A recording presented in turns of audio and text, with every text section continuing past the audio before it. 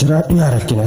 Hin balfamtu ati giiftiin dachee gubbaa kan hunda barsiiftu, dachimtee bobeessuun isa booree qabu kan ifa agarsiistu.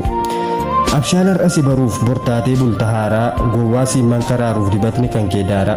Hundumtuun dhandhama dhangaa harka kee jiru, bal'aa harka keetu kan hundumaa firu.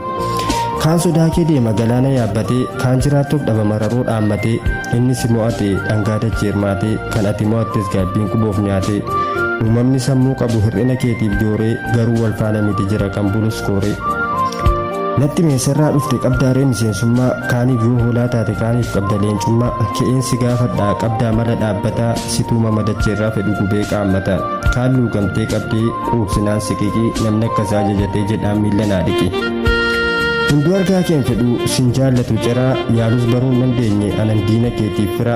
Namni kaan si balfee siif kadhata salphina, nu barsiisuuf uumamtee jiraadhu yaa rakkina.